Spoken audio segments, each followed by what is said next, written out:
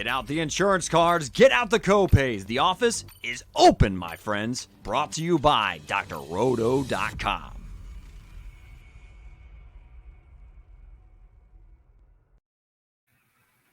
What is up, and welcome into the One and Done Show. Normally, we are your fast break of information for CBB DFS, but now we are better than 13 days into the month of March, but it is officially March Madness as we sit here on Selection Sunday. We've got full visibility into the brackets. The field of 64/68 is set, and the One and Done Show will be here not only tonight breaking down the left half of the bracket, but we're running content out to you guys every single day this week. We'll be here tomorrow with the other half of the bracket, and we got a few special things that'll be trickling out here on Tuesday and on Wednesday. So definitely stay plugged in with us. We're super excited about March Madness kicking off. And with that, I will kick pass over to the captain of our ship, Mr. Mike Holland. Mike, how's it going tonight? It's going great, man. Just glad to see the tournament set. The field is set. A lot of different storylines here. Obviously, getting into the seeding. There were some surprises here. A couple of teams getting in that didn't know if we were going to get in. Like a Michigan getting an 11 seed. That was a little bit interesting there. Not seeing Wake Forest, unfortunately, with Alondis Williams and Jake LaRavia, who we talked a lot about in DFS. Unfortunately, they didn't quite make it in, and Texas A&M made a pretty good run, but unfortunately weren't able to close the deal in the SEC title game against Tennessee. And then the fact that Tennessee was dealt a 3 seed was really interesting. I don't really know how the committee came up with that, but here we are. Man, of everything that you laid out, that Tennessee 3 seed feels like the weirdest. I mean, like literally in their side of the bracket, they have 2 wins over the 2 seed. They have a win over a number 1 seed in Arizona, yet they're sitting here after a deep run in the SEC tournament as a 3 seed. Ultimately, I don't think it really, impacts their path all that much. Gives them a tougher out in the Elite Eight as opposed to, waiting through the Final Four. But I guess maybe staying in this kind of macro sense, any team that you think has kind of a clearer path to coming out of their region over another? Yeah, I think Kansas was dealt a pretty good draw here. Definitely looking at their path here.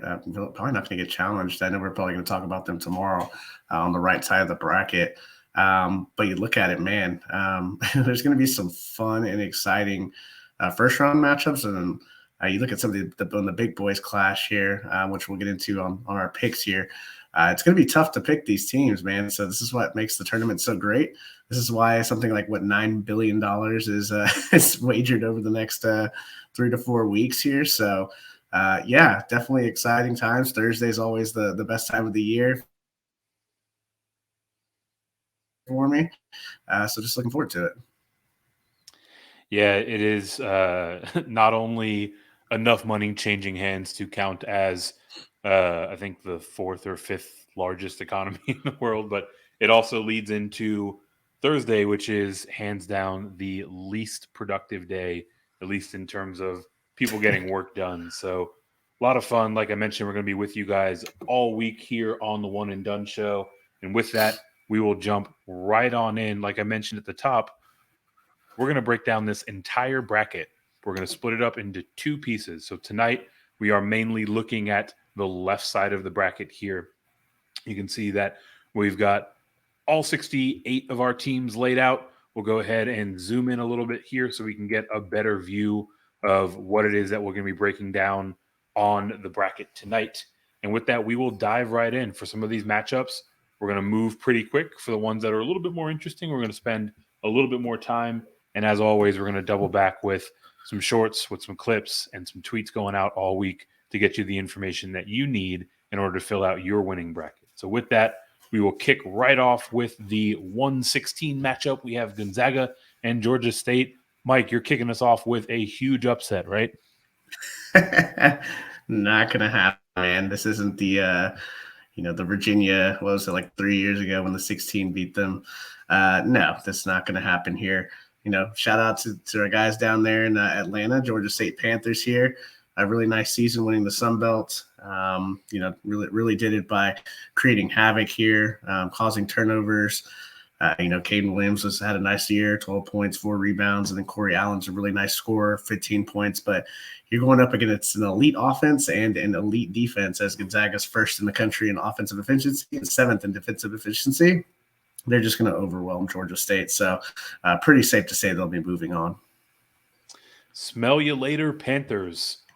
The next matchup on the other side of this bracket is going to be a bit more intriguing. We've got the first 8-9 matchup on the board, the Boise State Broncos and the Memphis facing off as an 8-9 matchup. Mike, who are you liking with this pairing? Yeah, I actually really like this matchup. So you get a surging Memphis team. Seems like when Penny Hardaway went on the rant, all of a sudden his team started playing really well. And now they're talking about how he knows how to coach now. So it's funny how a month can change, the narrative here. Boise State, really tough defensively, 17th in defensive efficiency. The problem is they just struggle to score the ball. I mean, they shoot 65% from the free throw line, but they got some really good athletes, so they're able to, they get able to get out and run, use that defense to score some points. The problem with Memphis here, and why I like Boise State to move on here, is just the turnovers. I mean, when you get to this point of the year, it feels like you need solid card play, and when you're ranked 352nd in turnover percentage, that's going to be against an elite defense. That's just going to spell trouble. Jalen Duren's been playing really well for Memphis lately, really starting to figure it out. Could be a top pick in the NBA draft. But overall, Boise State, they've got some talent and they've got experience. So I definitely think Marcus Shaver is going to be the difference here, being able to control the ball for Boise State here and turning over the Memphis Tigers. So I do like Boise State to move on here. And like you mentioned, Memphis has really come on over the last month or so, really ever since that stump speech by Hardaway. But we've got them ultimately falling here in the round of 64. And so we will move on to the very first of our vaunted 5-12 matchups. These is typically where you see most people out there picking a lot of their upsets and Cinderellas. Are you going to follow suit, or who do you like coming out of this Connecticut and New Mexico State tilt? Yeah, so I think this one's interesting, right? You've got New Mexico State, and they feature one of the better scorers in the country, Teddy Allen. They transferred over from Nebraska, almost averaging 20 points a game. He just doesn't have much to go with him. They also turn the ball over a lot. They're 313th in the country in turnover percentage. And surprisingly, just like we talked about, earlier, free throw percentage. I mean, if you're not going to make your free throws in the clutch, you're going to have a really hard time closing down these games. They're shooting just under 70% from the free throw line. So you look over and you just look at Connecticut's size, right? They start 2 traditional bigs, Isaiah Whaley and your guy, Sanogo here. Just 2 beasts in the middle. And then RJ Cole's just been a really solid card for them this year. They're first in offensive rebounding percentage. So New Mexico State's going to have a hard time keeping them off the glass. And they're 21st in adjusted offensive efficiency. So they know how to score the ball. It's just a tough matchup for New Mexico State. I do like Connecticut here to win pretty easily. Actually, it'll be interesting to see where the line comes in on this one. So I'm definitely going to want to take the points here if the price is right. So that is a perfect tease for some of the content I'll be pushing out later this week, which is going to be a prop and betting video coming out here before these games kick off. So definitely keep an eye for the line on that UConn game. And New Mexico State, the Aggies, fantastic job at making it through your conference tournament, but that is where your postseason aspirations will end. We will carry on to Arkansas and Vermont, our 4-13 matchup here in the West. Looking at the Razorbacks or looking at the Catamounts, which of these 2 teams do you like to proceed from this round of 64? Well, here it is, right? This is, everybody's talking about it as soon as the pick, as soon as the selection brackets came out here. I mean, Vermont's one of those darling teams that can make some noise here, and I do like them to pull the upset here. You look at Arkansas, and, JD Notae and Jalen Williams have been fantastic this year. The problem is they just don't shoot well from the outside. I mean, they're shooting 30% from three. It's going to be really hard to advance in the big dance. Now I get it. You obviously you can find other ways to score the ball, getting into the paint here.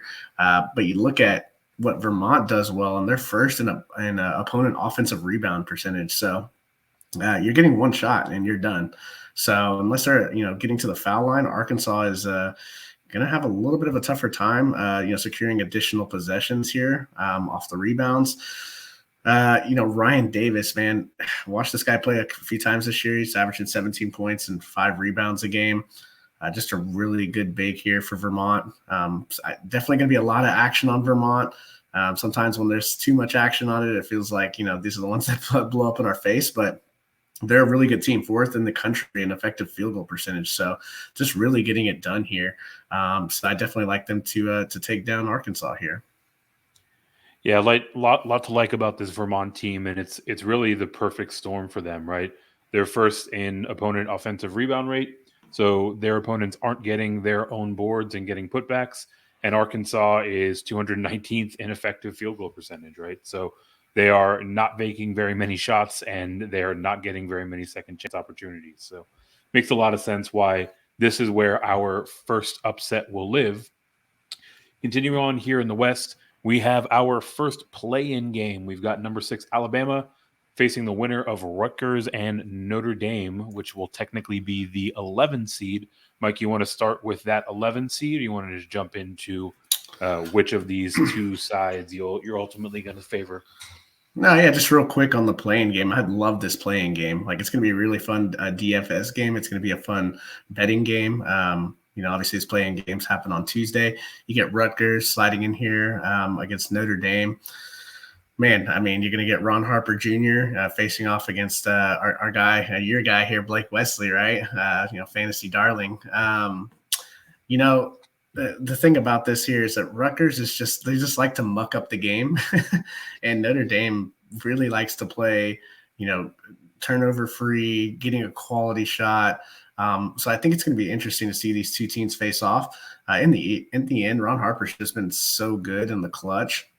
And so I have to go with them to take that 11 seed away from Notre Dame here. So when you follow that up and match them up with Alabama, man, Alabama, right? So the thing on Alabama is bigs have really beaten up Alabama. That's not really something Rutgers has. They don't really have inside scoring where you can dump the ball in, play through the post. So that's going to be a little bit nullified here. So I do like Alabama to get out and try to speed the game up a little bit here.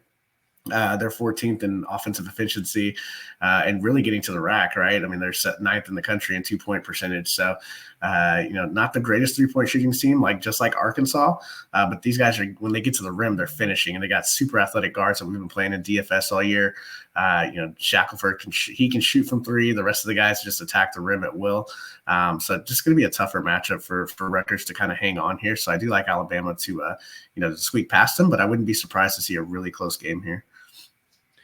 Yeah, and once we get into the tournament, right, it is all about matchups. So while Rutgers has a favorable matchup to get into that 11 seed, I tend to agree, right? They don't have the size and kind of that inside scoring presence to bang with Bama and to take advantage of the weak spot in their deployment. So definitely makes sense that Bama's carrying on.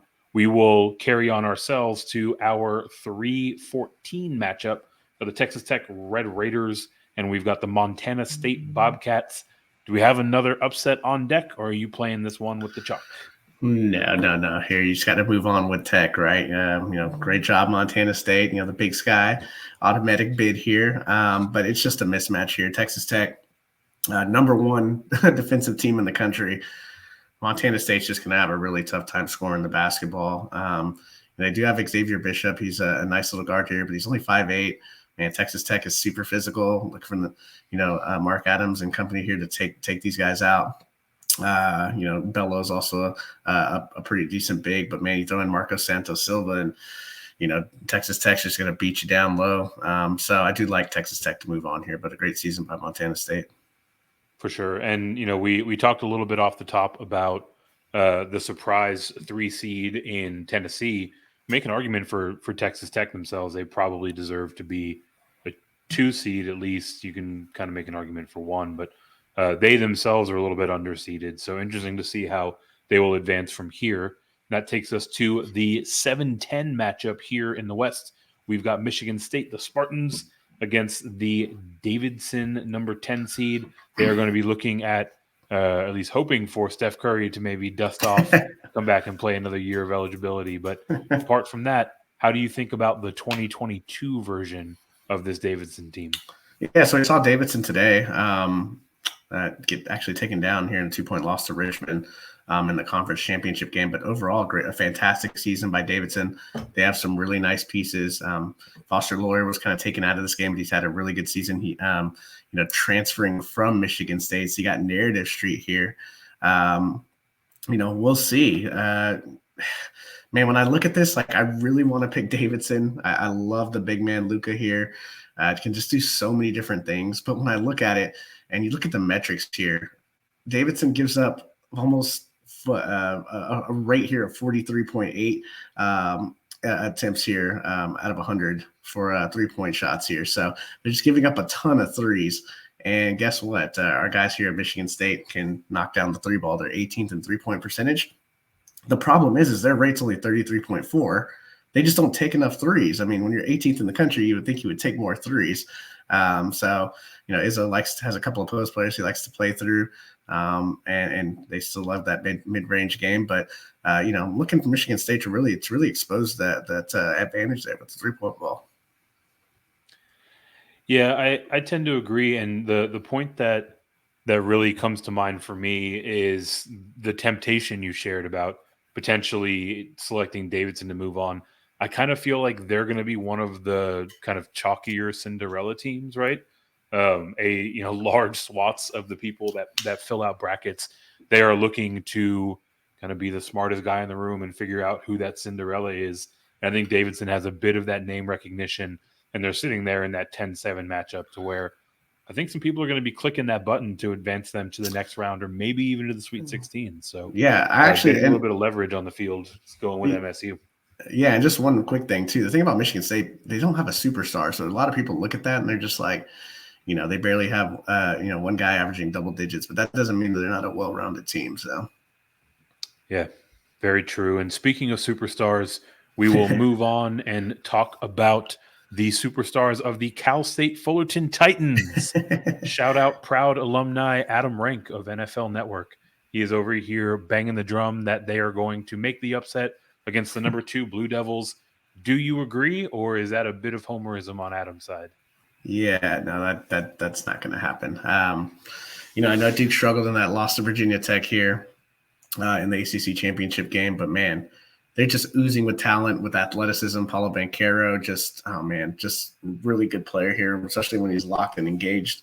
You look at it here, I mean, they're just going to be able to get to the rim and get open looks from the outside. AJ Griffin from Duke really came on second half of the year here, really creating that outside shot that's kind of been missing as you have a lot of slashers. Banchero can shoot it a little bit from 3, but Wendell Moore and Mark Williams like to be in the paint. So it's just going to be too much.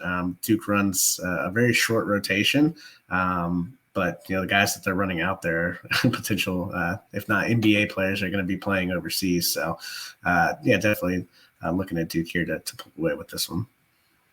Yeah, and that Duke rotation is already short, but now in the tournament, we tend to see coaches kind of shorten up the rotations even more. So if you're talking about the athleticism and the raw talent of the starting 5 for Duke versus just about anybody, including Cal State Fullerton, they're in for a long day. So we will scroll on down to the East.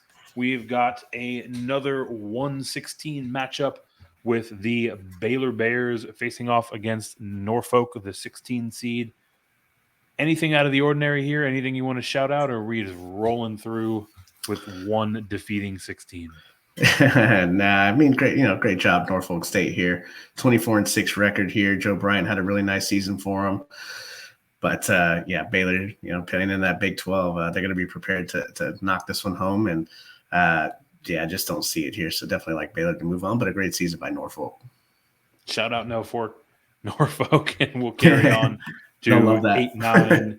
We have the UNC Tar Heels and the Marquette Golden Eagles. Pretty kind of comparable seasons here, right? Another tough 8-9 matchup for us to make sense of. So how do you see this one going?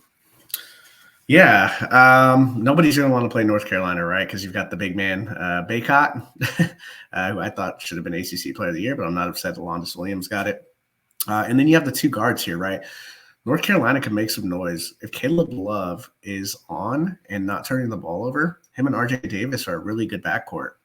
When you factor in Brady Manek's ability to shoot the three, man, like the profile against Marquette is just these two bigs here. It's going to be too much. And DFS, we talked about it.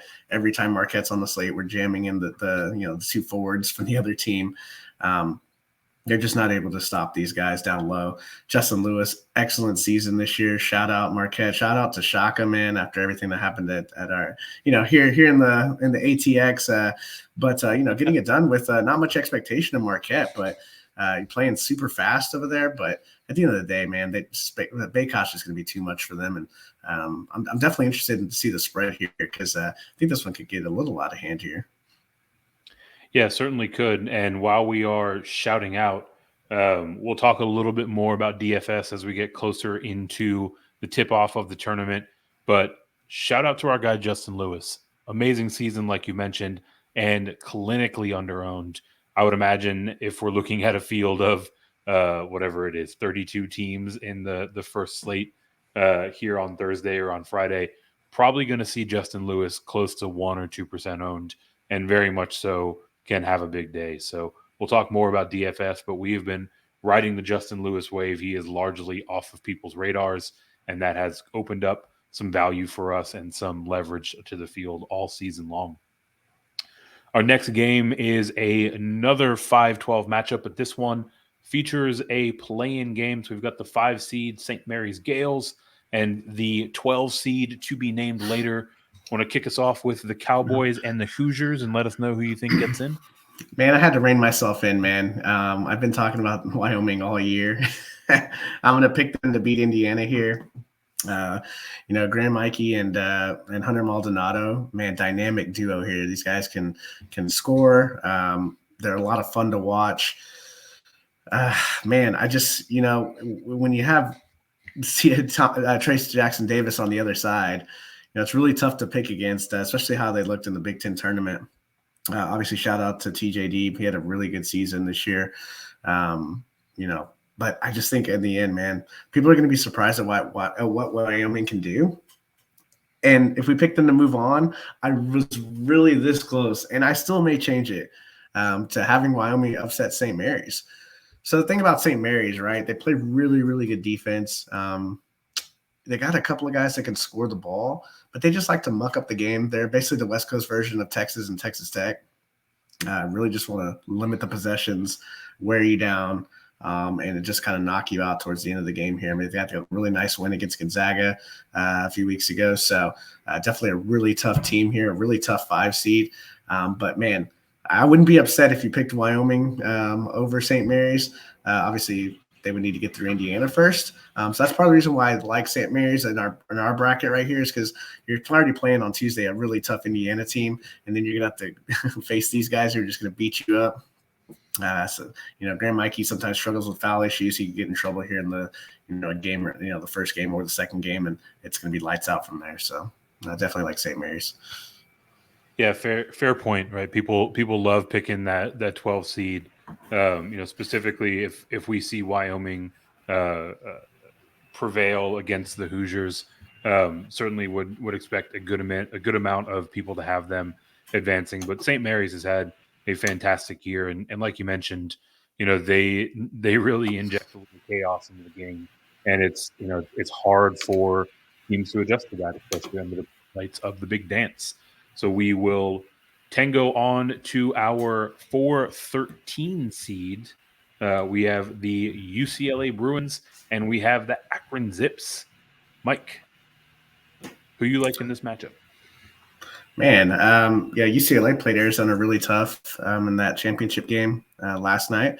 And a 4 seed. They're dangerous. They got Johnny Juzang, Jaime Jaquez, Tiger Campbell, Jules Bernard. I mean, the same guys that were there last year that made the run all the way to the end there. So, great job, Akron.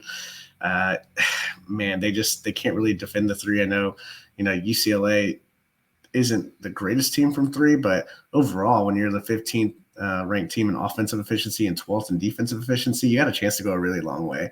So just a little too much for the Zips to handle here. So definitely like UCLA to move on. UCLA, scary and dangerous 4 seed, especially looking at this matchup here in the second round, which we'll talk about in a little bit. But before then, we will stay here in the first round. And let's talk about your UT Longhorns getting done dirty. 6-11 against Virginia Tech. Who did Virginia Tech piss off to become an 11 seed? Or should I say, who did the Longhorns piss off to have to square off with Vatek here in the first round? Yeah. I can't be a homer here. I mean, I think KenPom has Virginia Tech as the 27th best team in the country, and they're an 11 seed. Yeah. Texas is not playing well right now. Defense has kind of gotten away from them. That's Chris Beard's thing. The offense hasn't been there all year. Virginia Tech, meanwhile, it beat up North Carolina and Duke to win the ACC championship game. It just seems like one team's going one way and the other team's going the other way. So Texas is going to struggle. They're smaller. They lost Trey Mitchell, the big man. And now you're going to have to deal with the Luma and Mutts. And, man, it should be a popular one. But it's Chris Beard, right? So you can never count him out. The things that he does in March, we've seen it before.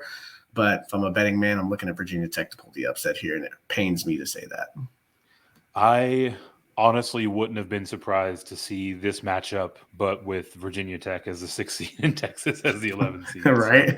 So, going to be a popular choice. We will roll on to our 3-14 tilt. We've got the Purdue Boilermakers and the Yale Bulldogs. How about some Ivy League magic here on March Madness? Man, if anybody can do it, it's Azar Swain. That dude can straight up score. It's going to be, he's really going to show out here. But, man, we playing DFS and just, talking college basketball a year. I mean, we got our guys, Edey here and Trevian Williams for Purdue. It's going to be too much for Yale to handle. And then, Jaden Ivey, man, just an NBA prospect here, top 5 pick, most likely. So really like Purdue here, and shouldn't be much of a challenge as Yale's not great at defending people inside the 2-point arc here. So that's probably a problem when you play Purdue. Yeah, I mean, basically, unless you have an immovable object, you're going to have a hard time with those Purdue bigs. We have been not only taking advantage of that matchup all year in DFS, but we've also been fading opposing bigs. So the Yale Bulldogs, fantastic year, but you will be going home here in short order. And that takes us to our 7-10 matchup, Murray State Racers and San Francisco Dons. Who you like out of this one, Mike? Man, this is going to be a fun game, especially at DFS, man. And just in general, like this is going to be a really, really fun game. Both teams like to get up and down the floor. Both teams can score. I like to shoot the 3 ball here. Man, it's just really tough to pick. Murray State's had an amazing season. I'm going to have to go with KJ Williams, though, with Murray State, man. He's just been so dominant this year. And you look at it like the thing about San Francisco, and we kind of saw that against Gonzaga here, is that they play too much one-on-one basketball. I mean, they're 272nd in the assist rate, which is not great. So definitely like it's Murray State here. Yeah, I mean the Dons are surprisingly efficient considering that they're not creating a whole lot of shots for their teammates, but ultimately tend to think that they are going to come up a little bit short against the Racers. And so that leaves us with our last matchup of the first round here in the East. The number 2 Wildcats, even though they lost twice to Tennessee, and the number 15 Peacocks of St. Peter's. Got a spicy upset to round out our first round, or are you keeping it pretty chalky? No, I think we keep it chalky here, right? Kentucky's going to beat these guys up. So, great job here to the old Peters. Peacocks have done their best this year, but will be a first-round exit. And that gets us all the way through the first round here on the left side of the bracket. So we will get ready for the second round. Before we do, we will do a quick recap. Looking here in the West specifically, We've got Gonzaga advancing to play Boise State. We have UConn facing off against the 13-team Vermont. Bama and Texas Tech, that's a 6-3. And MSU and Duke, the 7-2. So pretty much chalk straight across except for that number 13 seed advancing. So let's kick off the second round with number 1 and number 8 Gonzaga against Boise. How do you see this one going, Mike? Yeah, I mean, Gonzaga's just too good here, right? Like Boise State's going to have to score. They can't score. That's going to be a problem, right? So definitely looking at Gonzaga here to, just kind of impose their will. Boise State's just not going to have enough offensive firepower. Yeah, I mean, the Zags here are the number 1 overall seed for a reason, right? So Boise State, another team that is particularly efficient, but not going to be enough here in the second round against that number 1 overall seed. Our next matchup, 5-13. UConn coming in as the 5 seed. And again, we've got the Vermont Catamounts at number 13 coming off of the upset. Do they keep dancing? Does the slipper still fit, or are they turning back into a pumpkin in round number 2? Nah, going back to a pumpkin, man. Connecticut is too big. RJ Cole's going to be kind of doing this thing here. So, man, like this is where, and what's going to happen here. First in offensive rebounding percentage for Connecticut. First in opponent offensive rebounding percentage for Vermont. We're going to see what happens. This is going to be a closer game than people think here. Obviously, we have Vermont if they're able to move on from that first round. But Connecticut, man, they're going to be a tough 5 seed. Nobody's going to want to play these guys. So definitely like Connecticut to move on here. And a lot of things to like about this Connecticut team, and we will double click on those as we get a little bit further into the bracket. Our next game up is the 6-3 matchup, Alabama and Texas Tech. How are you liking this one to unfold in the second round, Mike? Yeah, so we talked about Texas Tech, right? A really good defensive team, number 1 in the country. Alabama struggles from 3. Well, guess what? Texas Tech is going to pack it in and let them shoot all the threes they want, and they're going to give them nothing on the inside. So, man, it's just a bad matchup for Alabama. Definitely like Tech here. They're going to slow the game down. Alabama's not going to like that. And so, yeah, looking at Texas Tech to move on. Bigs against Bama has been the model for us all year. Bryce Williams is going to absolutely impose his will in this game. So we will see the Red Raiders move on, and we will move on to the last of our second round matchups here in the West. Number 2, Duke. Number 7, Michigan State. How's this one settle out for you, Mike? Yeah, I mean, Michigan State, look, it's Tom Izzo, right? So you can never count them out. But, man, Duke is just so talented. I don't think they get enough from Mark Williams or give him enough chances to really dominate.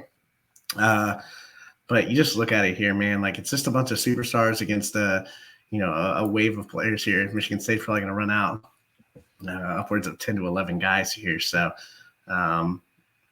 man, I just don't see a path to Michigan State winning here.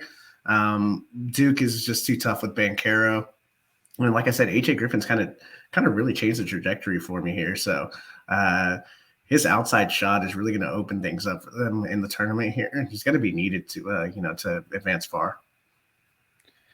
Yeah, it very much so is, and it's going to be curious to see what Izzo does in this game. We talked a little bit earlier about how these rotations tend to shorten up in the tournament, and MSU has been rolling out feels like 20 guys every game. So wonder if they tighten that up and get a few more guys some more run, or if they keep with that kind of turnstile approach. But ultimately, a little bit too much athleticism. Arguably, some of the best players in the country are all in the starting 5 for Duke. So certainly makes sense why they would advance. And we will advance back to the East for our second round. Just recapping, we have the 1-8 matchup with Baylor and UNC. We had St. Mary's and UCLA both advancing for that 5-4 matchup. Virginia Tech, the somehow 11 seed, facing off against the number 3 Purdue Boilermakers, and Murray State and University of Kentucky down there in the 2-7 matchup. So with that first one off the board, Baylor UNC, really interesting 1-8 game. How do you see this one ultimately breaking out? Okay, so I've gone back and forth several times on this, right? It's not just because I'm a Texas fan. We don't like Baylor very much. Hey, I've been picking Tech. But I just don't know, man. Baylor, kind of limping in here the final month of the season. North Carolina, I just feel like their ceiling is so much higher than what they've shown this year. I mean, one of the best backcourts if they can just get it together here. And then you got the big man. So I don't know, man. Like, I'm picking North Carolina here.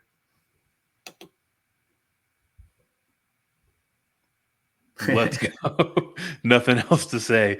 I me I'm will crazy. say that. Tell me I'm crazy. No, I don't think you're crazy at all, right? It's certainly not going to be the most popular pick, but we've seen, what this Tar Heels team can be when they're clicking on all cylinders and they are motivated to, I don't know, make sure Coach K doesn't leave Cameron Indoor with a win in his last game there. So definitely have a lot of upside in this team. And Baylor is facing some legitimate injury questions, right? Whether it's players that are going to be available, whether they're going to be 100%. So a lot of things that are kind of working against this Baylor Bears team, and it certainly primes the pump for an upset from a team that in North Carolina, had they been playing up to their potential most of the year, I think they could easily be in that 3-4 seed consideration. So definitely like the upset here in this 1-8 matchup. Scrolling on down to our 4-5 tilt, UCLA Bruins, St. Mary's Gales, pretty evenly matched overall. Which side of this one do you like? Yeah, I like UCLA here. I barely like St. Mary's to get out of it. I don't even know if I like them fully to get out of the matchup with the Wyoming or in Indiana. So definitely going to like UCLA here. I'm just waiting for UCLA to click on all cylinders here. And like we said earlier, I mean, it's probably going to happen in tournament time. So they looked really good for 35 minutes last game. Juzang, man, if he gets it going, he's really going to tear this thing up and run through the tournament like he did last year. So just too much firepower, I think. And just St. Mary's, nice season, but this is the end of the road. Man, I was gonna say, where have I heard this story before? Kind of down and out, under-respected UCLA team, all of a sudden clicking on all cylinders and making a deep run. I can't quite remember where, but maybe it'll come back to me later. We'll carry on with another team that is an 11 seed that might be primed for a deep run, a la UCLA of last year or something. Facing off against the number 3 Boilermakers. Do you think that Virginia Tech is going to continue their run here, or are the big men there for Purdue just a little bit too much to handle? Man, it's gonna be Clash of the Titans, right? Aluma and Mutz versus Ivy and Williams and Edie. It's gonna be a fun matchup if we get this one. At the end of the day, man, Purdue, they just have everything you'd look for. I mean, they have 4th and 3-point shooting to go with the 2 bigs. That's a lot to handle, right? So it is a ton to handle, and it's funny because it was kind of a Freudian slip, right? You were looking to talk about Williams and Edie, and you accidentally said Ivy, and that's really the point that persists, right? This matchup with all 4 of these big men across the 2 teams is going to be legendary, but there's no Jaden Ivey there on the Virginia Tech side. So no. I think that's where you're going to see the Boilermakers prevail. Yep, I like them to move on. And we will move on to the 2-7 matchup, Kentucky Wildcats, Murray State Racers. Got another upset up your sleeve, or this one playing pretty chalk? Yeah, man, I would love to pick Murray State here, right? But until I see, one of these mid-majors be able to slow this guy down, I don't think that's going to happen. So, Sheboy's just been too good. 17 points, 15 rebounds. Like KJ Williams, good luck, my man. But I think that's the end of the road here. They haven't quite seen anybody like this guy, so it'll long be a day in the office. Yeah, long day in the office, man. It's exactly. They don't have very many Oscar Sweebes there in the mid majors, so tend to agree that we'll see Murray State bounced out here, and we have now bounced into the Sweet 16 of the left side of the bracket here. So we will go back to the West. Our first matchup, we've got the 1-5 Gonzaga and UConn, and then we had Texas Tech and Duke advancing on the other side.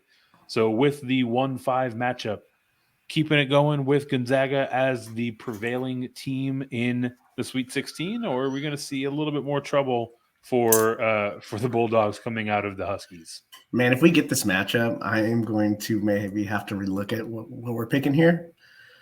I just really like Connecticut here. I mean, Sanogo's just, if he stays out of foul trouble, the guy's just so good. I like that they play two traditional bigs. It's very throwback. It's different than what a lot of teams are doing. I would love to see a Sanogo Whaley matched up against Timmy and Holmgren. That definitely would be definitely worth the price of admission there. So I think at the end of the day, though, man, it's just really hard to pick against Gonzaga. Andrew Nimhart, when you look at it, the bigs are probably going to cancel each other out. Andrew Nimhart been so good this year, leading that Gonzaga team here. And I just think he's going to be the difference if these two teams face off. So I definitely like Gonzaga to move on, but I expect this one to be a close game if we get it. Yeah, real similar comp to what we were talking about with Purdue and Virginia Tech, right? Like that battle on the inside is going to be an absolute massacre, right? It's going to be fireworks back and forth. But with the guard play in Gonzaga, a little bit too much to overcome there for the Huskies. But maybe we'll write this one in pencil and see if we update our outcome based on how the bracket actually unfolds. So we will move down to the 2-3 matchup: the Duke Blue Devils, the Texas Tech Red Raiders. Which side of this one you got, Mike? Wow, man! I mean, this would be a really unique and interesting matchup, right? You've got the long, athletic Duke team. And you've got the plodding, slow, wants to limit possession Texas Tech team. Man, maybe I'm falling victim to the Coach K narrative here, but I feel like they've got a chance to make a run here. I just really believe in Paulo Banchero.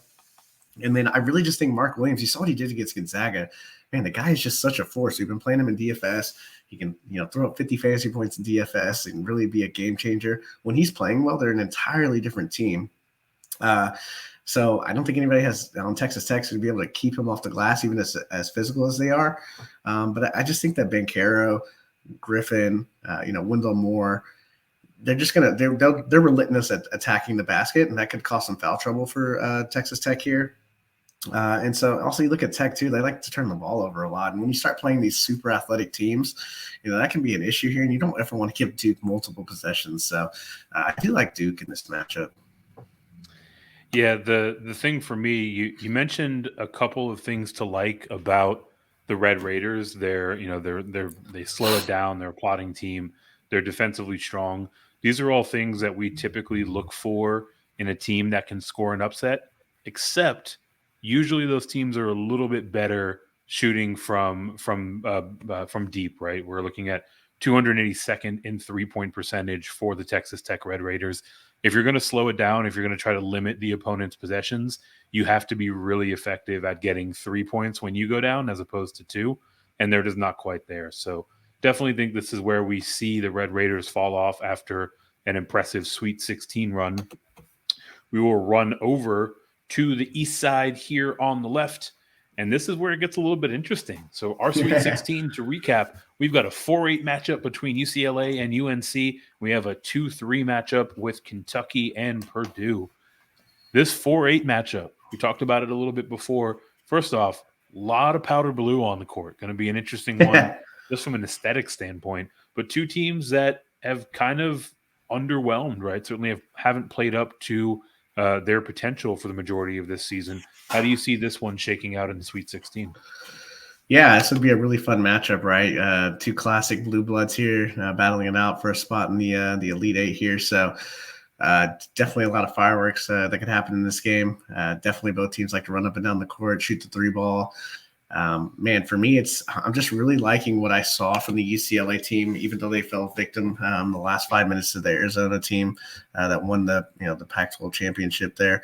But man, what I saw was that Juzang's looking a lot better. Hawkes is looking a whole lot better than what he was looking like 2 weeks ago. And I think at the end of the day, it's just going to be really tough. North Carolina, they're just inconsistent. And I just, the more experienced team here, the guys that were there last year, I think they can lean on that at UCLA and be able to make a deep run and get to the Elite Eight here. So definitely like UCLA to move on. Yeah, with the Bruins, right? Overall, really efficient team, both offensively and defensively. And in this matchup, they're getting a boost to their 3-point percentage. Right, North Carolina is 255th in opponent 3-point percentage. So if they're able to sort of maintain their efficiency and take advantage of that lift in the 3-ball, very much so should be a game that we're going to see UCLA do plenty of scoring and advance to the Elite Eight. That brings us down to the last matchup of the Sweet 16 here on the left side. Number 2, Kentucky Wildcats against number 3, Purdue Boilermakers. An amazing matchup if we see this one ultimately play out. How do you like this one to unfold? Oh man, why can't this be like a Final Four title game matchup, man? Yeah, right. Best of 5 at minimum. Oh my god, like please, like this would be just a slugfest right here. Because we talked about, there's no Jaden Ivey in the previous game. Well, for Virginia Tech, well, guess what? There's Ty Washington and Severe Wheeler. They got some guards that can play on Kentucky. So how does Shibwe handle Edey? How does Shibwe handle Williams when he comes off the bench? Because I don't see Shibwe coming off the court unless he's in foul trouble. But guess what? Guess who draws a lot of fouls, right? Our guys here. Edey and Williams just going to get to the free throw line here and make it really tough on Shibwe. So, man, it's really tough to pick this one here, but just that fact there that they're able to overwhelm Shibwe with 2 guys here, and the fact that they're just so good from the 3-point line, man. Like, whenever you're this good inside and you can shoot the ball from deep, man, that's just a deadly combination during tournament time. So definitely liking Purdue here to move on. Let's go Boilermakers. And we talked about it earlier in the stream tonight. We've talked about it all year as we've been breaking down the DFS slates. It really doesn't matter how premier, how elite the opposing big man is.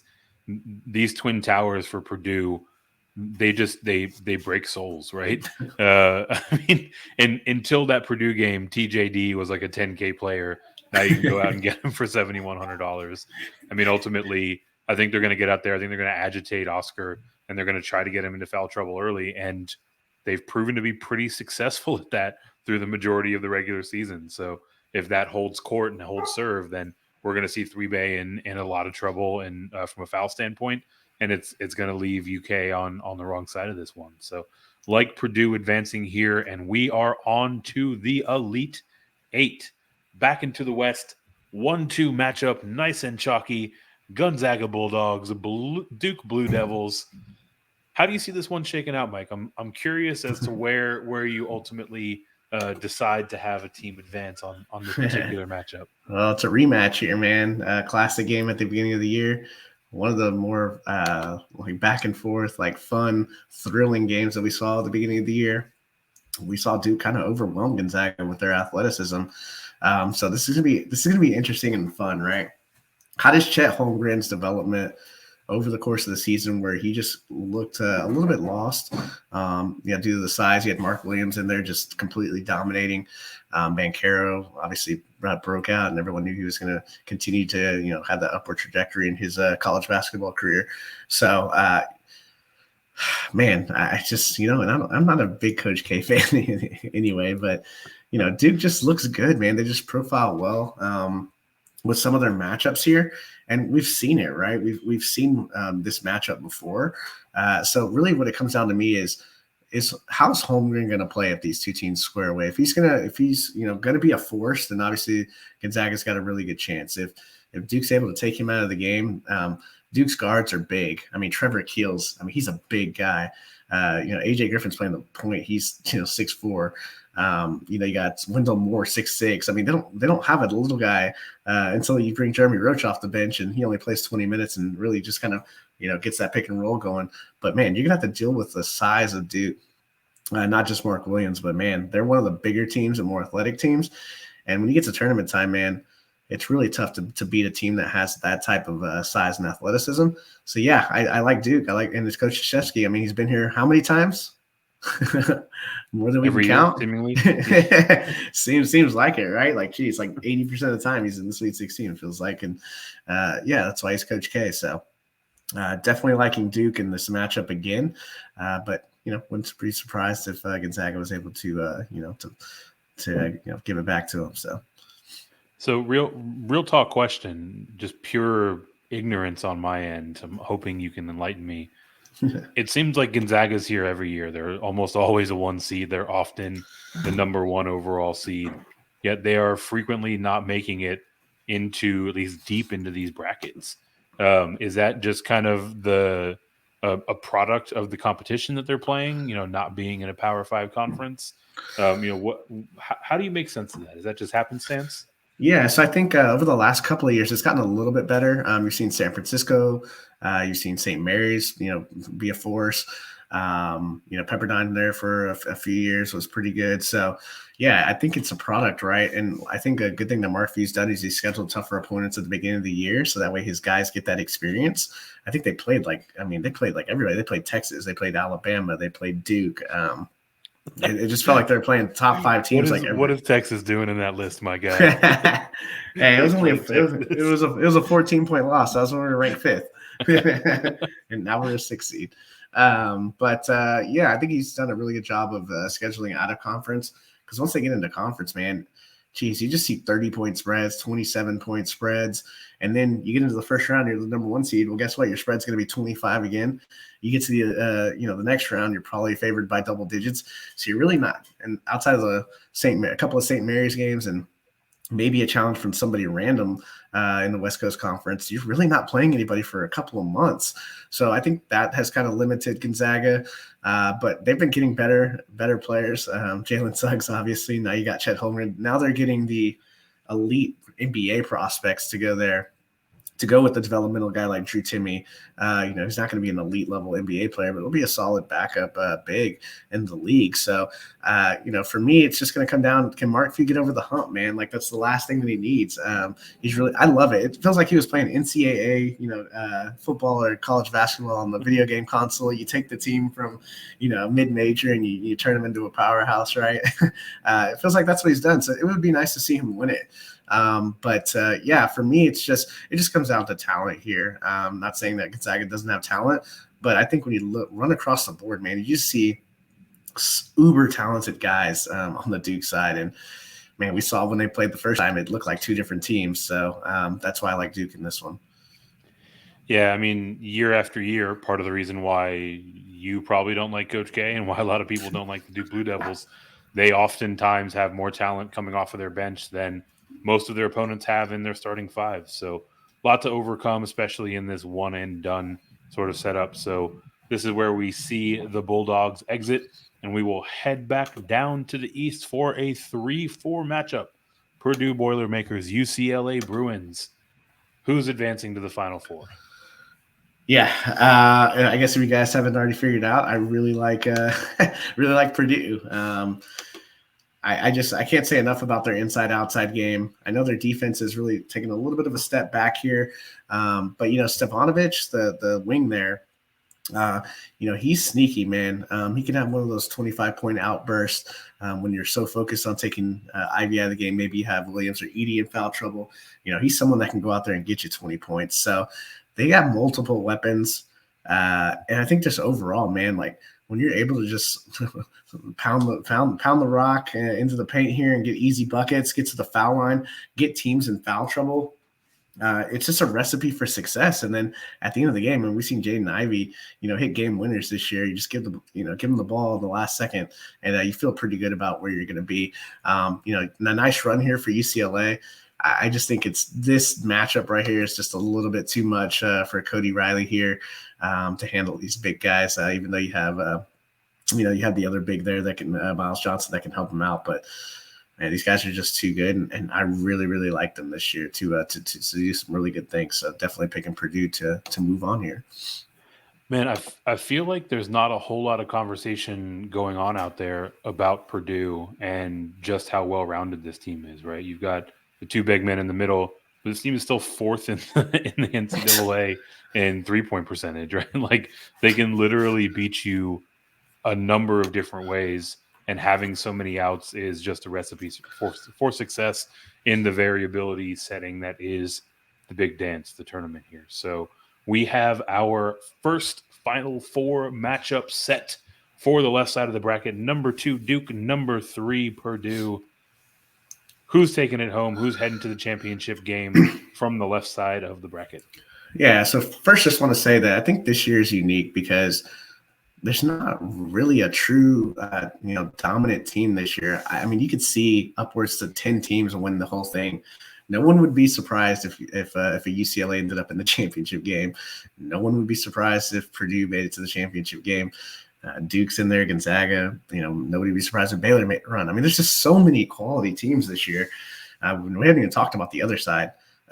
So I don't think this is a year where you're going to see 3 number ones in the Final Four. The mid majors this year, pretty good this year. Murray State's and you got Virginia Tech at an 11 like that. When you're facing that type of talent and those and those 7 to 11 lines, the 12 line, there's going to be some upsets this year. So if you're thinking our bracket's looking a little crazy because the ones are getting either bounced early. I mean, look at it. We've seen it this year. What did we see a couple of weeks ago where the top 6 teams all lost on the same day? So, 7 out of the top 9. It's just a ridiculous year. So you get these guys on neutral sites here, 60 minutes, anything can happen. So for this particular matchup, though, Purdue and Duke, man, I would love to see this matchup here. Mark Williams would definitely have to earn his money in this one, taking on the 2 bigs here. It's going to be interesting, though, because, Duke can spread you out. So, how does Edie fare, kind of being that plotting big in the middle? You saw the game the other day, Duke and Virginia Tech. Virginia Tech had the 2 bigs out there.